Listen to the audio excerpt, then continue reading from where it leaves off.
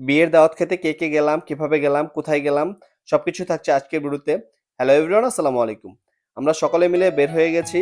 আজকে একটা বিয়ের দাওয়াত খেতে যাব। তো বিয়ের দাওয়াত খাওয়ার জন্য আমরা রওনা দিয়েছি 11টার দিকে। তো দেখেন আমরা কিন্তু একটা অটো নিয়ে চলে যাচ্ছি। আমরা যাব আজকে মূলত পিরোজলিতে। পিরোজলিতে আমার ফুফাতো বোনের বিয়ে। তো সেখানে আমরা যাচ্ছি। তো এখানে তাসনুমা কিন্তু খুবই এক্সাইটেড ছিল। একদম শুনশান রাস্তা ছিল। রাস্তা দিয়ে আমরা যাচ্ছিলাম একদম দুপুরবেলা। তো দেখেন রোদও কিন্তু অনেক ভালোই উঠেছে, আজকে শীতটাও একটু কম।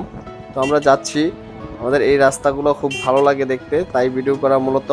তো আমরা দেখতে দেখতে মোটামুটি কাছাকাছি চলে আসছি। আমরা এই দিক দিয়ে বাবুর বাজার দিয়ে, তারপরে এখান থেকে আমরা ভেরামতুলি হয়ে তারপরে যাব আমরা পিরোজালিতে। আর মেন রোড দিয়ে যেহেতু অটো চলে না, তো সেই কারণে কিন্তু আমরা এই দিক দিয়ে আসছি। আর এইদিকের রাস্তাগুলো কিন্তু অনেক সুন্দর, কোনো ভাঙাচোরা নেই, তো একদম তেলতেলে রাস্তা। তো যেতে যেতে আমরা অনেকগুলো ফিশারি দেখলাম। তো এদিকের মানুষেরা কিন্তু অনেক বড় বড় পুকুর রয়েছে মানুষের, এই পুকুরে তারা মাছ চাষ করে তাদের জীবিকা নির্বাহ করে। তো এখানে গ্রামীণ পরিবেশ দেখতে ভালোই লাগে। তো আমাদের দিকে কিন্তু পুকুর কম রয়েছে, পুকুর নাই বললেই চলে। তো আমরা কিন্তু পুকুর খুঁজে পাই না। তো সবাই অটোর মধ্যে বসেছিল, জাস্ট আমি সবাইকে একটু ক্যামেরা বন্দি করে নিলাম। তো দেখেন রাস্তাগুলো দেখতেই ভালো লাগে। তো এইসব রাস্তা দিয়ে চলতে কার না ভালো লাগে। তো আমরা এদিক দিয়ে নুহাশপল্লী হয়ে তারপর কিন্তু আমরা যাব সেই বাড়িতে। তো অলমোস্ট আমাদের বাসা থেকে সেই বাসা 17 থেকে 20 কিলোমিটারের মতো হবে। আমাদের মোটামুটি 1 ঘন্টার মতো সময় লাগবে, যেহেতু অটো দিয়ে যাচ্ছি। তো দেখেন কি সুন্দর পুকুর, কি সুন্দর ফিশারি। তো এগুলো দেখতে কিন্তু ভালো লাগতেছিল। তো আমি দেখে দেখে জাস্ট ভিডিও করতেছিলাম আপনাদের সাথে শেয়ার করার জন্য। এই পাশে দেখেন ধান ক্ষেত কিন্তু চাষ করে ফেলা হয়েছে, যেহেতু ধান লাগানোর সময় চলে আসছে। অলমোস্ট আমরা চলে আসছি, এসেই কিন্তু বলতেছে যে খেতে বসে যাওয়ার জন্য। তো আমি জাস্ট এটুকু ভিডিও করে নিলাম। আমাদের মেম্বার যারা রয়েছে তারা কিন্তু প্রত্যেকেই কিন্তু খাবার টেবিলে বসে গেছে, জাস্ট আমার জন্য ওয়েট করতেছিল। আমিও কিন্তু আমাদের যে অটোর যে ড্রাইভার ছিল তার জন্য কিন্তু বসেছিলাম যে ভাই আসেন একসাথে বসে খাওয়া দাওয়া করি।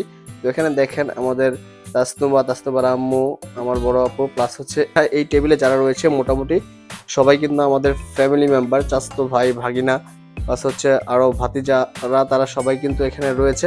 তো ওই পাশে রয়েছে আমাদের ফ্যামিলি মেম্বার আরো কয়েকজন, ওই পাশে কাকি ভাবি আরো অনেকেই রয়েছে।